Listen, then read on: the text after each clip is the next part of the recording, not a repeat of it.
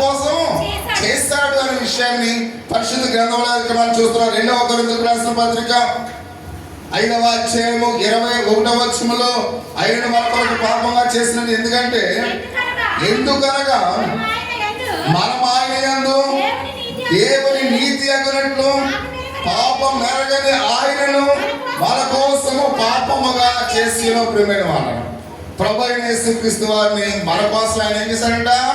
పాపిగా చేసి ఉన్నాడు అనే విషయాన్ని మనం చూస్తూ ఉన్నాం. అంటే ప్రభు శిలువ ఇక్కడ మనం చూసినట్లయితే పాపము యొక్క వాస్తవతను చూపెడుతుంది ప్రియమైన వాళ్ళను. ఇప్పుడు యేసుక్రీస్తు వారి యొక్క ఆ యొక్క శిలువ పాపమును వాస్తవాన్ని చూపిస్తుంది ప్రియమైన వాళ్ళను. నా వైపు చూడాలి. ఆ యేసుక్రీస్తు వారి యొక్క శిలువ ఏం చేస్తుందంట? పాప వాస్తవికతను, అంటే అసలు పాపంలో అసలు వాస్తవం ఏంటో మనకు చూపిస్తుంది అనే విషయాన్ని పరిశుద్ధ గ్రంథంలో మనం చూస్తూ ఉన్నాం. అందుకనే యెషయా పాపం గురించి 2 పదాలని ఆయన మామూలుగా రాసినట్లుగా మనం చూస్తున్నాం. ఒకటి అతిక్రమము. అతిక్రమం అంటే తెలిసే చేసిన పాపం ప్రియమైన వారు. అతిక్రమం అనే పదానికి అర్థం ఏంటి? తెలిసే చేసిన పాపము. అతిక్రమం అంటే కొంతమంది పాపములో పండితులైపోయి పాపం చేస్తే ఏమవుతుంది అని ఏం చేస్తుంటారు? తెలిసి కూడా పాపం చేస్తుంటారు. కాబట్టి తెలిసి కూడా పాపం చేసేవాడిని పరిశుద్ధ గ్రంథంలో అతిక్రమము అనే పదాన్ని ఉపయోగించినట్టుగా మనం చూస్తూ ఉన్నాం. తెలిసి పాపం చేసేవాడు ఏంటంట? అతిక్రమము అని మనం చూస్తూ ఉన్నాం. అంటే దేవుడు విధేయత కోరితే మనిషి తిరుగుబాటు చేసే లక్ష్యం ప్రియమైన వాడు. దేవుడు ఏమన్నాడు? నువ్వు విధేయత కలిగి జీవించాడు. కానీ మనం ఏం చేస్తున్నాం? తిరుగుబాటు చేస్తున్నాం. దాన్ని ఏమంటున్నాడు? అతిక్రమము అనే పదాన్ని యెషయా గ్రంథకర్త వాడినట్లుగా మనం చూస్తూ ఉన్నాం. 2వ పదము దోషములు అని మనం చూస్తూ ఉన్నాం. 2వ పదం ఏంటి? దోషములు అంటే తెలియక చేసే పాపం ప్రియమైన వాళ్ళు. దోషములు అంటే అర్థం ఏంటి? తెలియక చేసిన పాపములు. అంటే మనం చూస్తున్న ప్రభు శిలువ వేసిన వారి కార్యాలు, వారి యొక్క పాప స్థితిని ఇక్కడ మనం చూసినట్లయితే తెలుపుతున్నట్లుగా మనం చూస్తున్నాం. ఒకటి యోధ మార్కు సువార్త 14వ అధ్యాయము 45వ వచనములో యోధ ఎవరిని అప్పగించాడు? ప్రభు అయిన యేసుక్రీస్తు వారిని అప్పగించాడు. అప్పగించేటప్పుడు ఏం చేశాడు? ముద్దు పెట్టాడు వారిని. అంటే యోధ తెలిసి చేశాడా తెలియక చేశాడా? తెలిసి చేశాడంటే ఎందుకు ముద్దు పెడుతున్నాడు? ఎందుకు ముద్దు పెడుతూ ఉన్నాడు ఇక్కడ మనం గమనం. అంటే యూదుల ఆచారం ప్రకారంగా అభినందించడానికి వాళ్ళు ముద్దు పెట్టేవారు. కాబట్టి ఇప్పుడు ఆ 12 మంది శిష్యుల్లో అందరూ కూడా ఒకే రకపు వస్త్రాలు వేసుకున్నారు కనుక, యోధా రంగు వస్త్రాలు వేసుకున్నారు కనుక యేసుక్రీస్తు వారు ఎవరో తెలియక, కాబట్టి నేను ఎవరిని ముద్దు పెడితే ఆయన మీరు అప్పగించండి అంటే యోధ అప్పుడు తెలిసే తప్పు చేస్తున్నాడు ప్రియమైన వారు. అంటే ఆ తెలిసి చేసిన తప్పును ఏమన్నాడు దేవుడు? అతిక్రమము అని మనం చూస్తూ ఉన్నాం. కాబట్టి తెలిసి కూడా తప్పు చేసి ఉన్నాడని పరిశుద్ధ గ్రంథంలో మార్కు సువార్త 14వ అధ్యాయం 45వ వచనం మనం చూస్తున్నాం.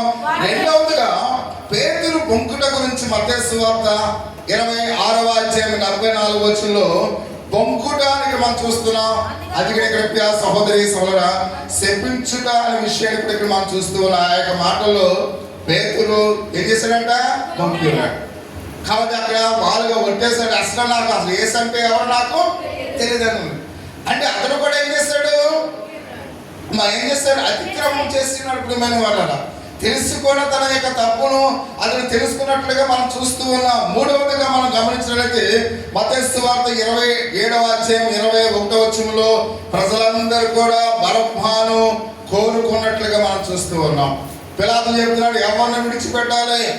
బరబ్బానా క్రీస్తులా అంటే అక్కడ ప్రజలందరూ కూడా ఏమన్నారు? మాకు బరబ్బాని విడిచిపెట్టాలి. బరబ్బా ఎవరు? ఒక దొంగ, బందిపోటు దొంగ, నరహంతకుడు, వ్యభిచారుడు. అటువంటి ఆ నరహంతకుడైన బరబ్బాని ప్రజలు ఏమన్నారు? విడిచిపెట్టారు. అంటే బరబ్బా ఎలాంటి వాడు ప్రజలకు తెలియదా? తెలిసి ప్రియమైన వాడు.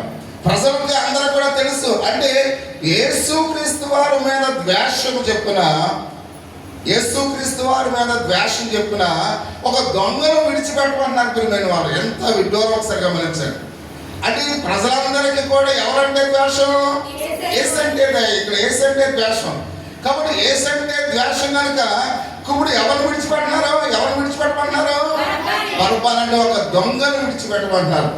ఎంత విడ్డూరంగా ప్రజలు మాట్లాడుతున్నారు అంటే ప్రజలకు కూడా ఏం చేస్తారు, వాళ్ళు తెలియక ఏమైనా చేస్తారా, తెలిసి చేస్తారు. అందుకనే ఉన్నారు వాళ్ళు కూడా ఏం చేస్తారంట, అతిక్రమం చేస్తున్న వారిగా ఉన్నారని మనం చూస్తూ ఉన్నాం. నిజానికి వాస్తవంగా ప్రభు అయిన యేసుక్రీస్తు వారి యొక్క సిలువను పాపమును బట్టి మనం అందరం కూడా ఏం చేయాలంట, దుఃఖించాలని ఆయన మాట్లాడుతూ ఉన్నాడు.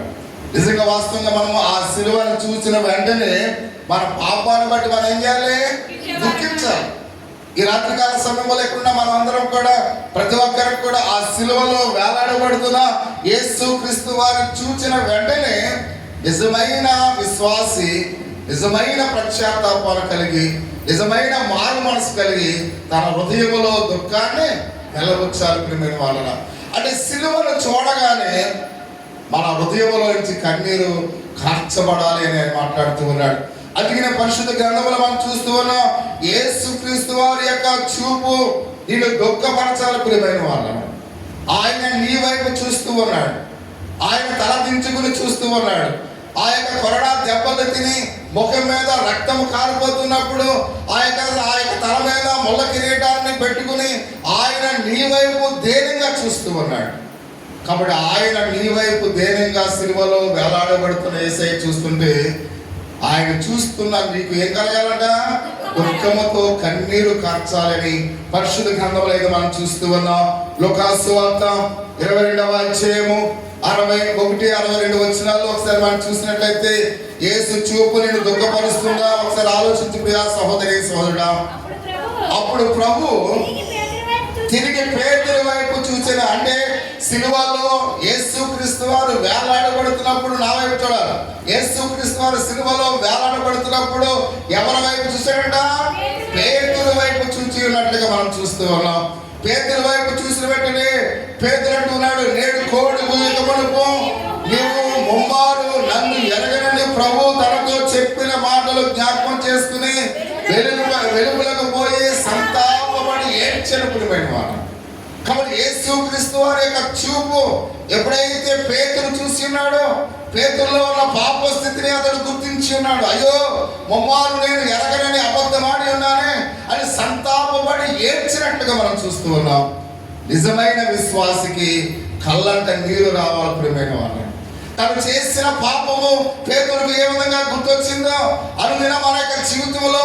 కాబట్టి నాకు ఇప్పుడు 54 సంవత్సరాలు, ఈ 54 సంవత్సరాల్లో నేను చేసిన ప్రతి పాపము నాకు గుర్తు రావాలి.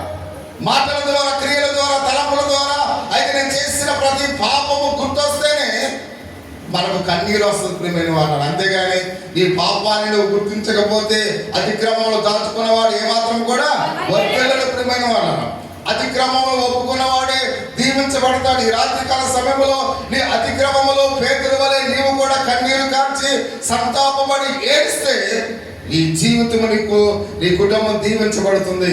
ఒకవేళ నీ అతిక్రమాలు నువ్వే దాచుకున్నట్లయితే నువ్వు ఎంత కాలము ఎన్ని భక్తి చేసినా దేవుడు ఎక్కడున్నా కొంగలు ఎక్కడగానే నిన్ను ఉంచుతాడు. ఆధ్యాత్మికంగా నేను ఏ విధంగా ఎదగడానికి అవకాశం ఉండదు. ప్రియమైన వాళ్ళు కాబట్టి నువ్వు ఆధ్యాత్మికంగా, అంటే ఈ లోకంలో ధనం గురించో ఐశ్వర్యం గురించో నేను చెప్పలేదు, కానీ ఆధ్యాత్మికంగా నువ్వు ఎదగాలి. ఆధ్యాత్మికంగా వెదగాలంటే, నీలో విశ్వాసం పెరగాలంటే పేతురు వలె నీవు కూడా ఈ రాత్రి కన్నీరు కార్చాలని పరిశుద్ధ గ్రంథంలో అయితే మనం చూస్తూ ఉన్నాం. కాబట్టి ఈ రాత్రి కాల సమయంలో ఆయన మాట్లాడుతున్నాడు ప్రియా సహోదరి సోదరుడా. కాబట్టి వెలుపల పోయి సంతాపపడి ఏడ్చడానికి మనం చూస్తూ ఉన్నాం. రెండవదిగా లూకాసు వార్త 23వ అధ్యాయము 28వ వచనములో యేసు తన నిమిత్తము దుఃఖిస్తున్న స్త్రీలతో చూసి, యెరూషలేము కుమార్తెలారా నా నిమిత్తము ఏడవకుడి, నీ నిమిత్తము మీ పిల్లల నిమిత్తము ఏడుడి అని ఆయన మాట్లాడుతూ ఉన్నాడు ఈ రాత్రికాల సమయంలో. కాబట్టి నీ పిల్లల కొరకు నువ్వు ఆలోచించవా? వారు ఎటువంటి భయభక్తుల్లో పెరుగుతూ ఉన్నారు, ఎటువంటి విశ్వాసంలో పెరుగుతూ ఉన్నారు, వారి జీవితం ఎలా ఉందో ఒకసారి ప్రతి ఒక్కరు కూడా పరిశీలన చేయడం వాళ్ళ. కాబట్టి తల్లిదండ్రులు విశ్వాస జీవితాన్ని జీవిస్తే పిల్లలు కూడా విశ్వాసనీయులుగా ఉంటారు. కాబట్టి ఈ రాత్రి కానీ నీ కుటుంబం కోసం నువ్వు కన్నీరు కార్చు, నీ పిల్లల కోసం నువ్వు కన్నీరు కార్చు. వారి విశ్వాసం ఎలా పోతుంది, వారు ఏ విధంగా విశ్వాసంలో ఉంటున్నారు, నీ యొక్క విశ్వాసం ఎలా ఉంది, నువ్వు ఎలా జీవిస్తున్నావు. ఈ రాత్రికాల సమయంలో ప్రతి ఒక్కరిని కూడా ఒక్కసారి నీ కొరకు, నీ కుటుంబం కొరకు కన్నీరు కార్చాలి ప్రియమైన వాళ్ళరా. మనం ఏడవలసిన వారిపై ఉన్నామని మనం చూస్తూ ఉన్నాం. 4వదిగా అన్నాడు, శిలువ మీద ప్రభు యేసు పాప క్షమాపణ, మారు మనసు మనం పొందుకుంటాం ప్రియమైన వాళ్ళరా. ఎవరైతే కన్నీరు కారుస్తూ ఆ శిలువలో వేలాడబడుతున్న యేసు క్రీస్తు వారి వైపు ఎప్పుడైతే మనం చూస్తామో మనలో మారు మనసు వస్తుంది, మనలో ప్రశాంతతం వస్తుంది. ఆయన మనల్ని క్షమించేవాడుగా ఉన్నాడని మనం చూస్తూ ఉన్నాం. మన పాపం జ్ఞాపకం చేసుకో. ఎప్పుడైతే పాపాన్ని జ్ఞాపకం చేసుకుంటామో మనలో ఏమొస్తుంది? మారు మనసు వస్తుంది. ప్రియ సహోదరి సహోదరుడా, నా పాపం నేను మోసి ఉన్నాను కాబట్టి నీకు మారుగా నేను శిక్షించబడి ఉన్నానని ఆయన మాట్లాడుతూ ఉన్నాడు.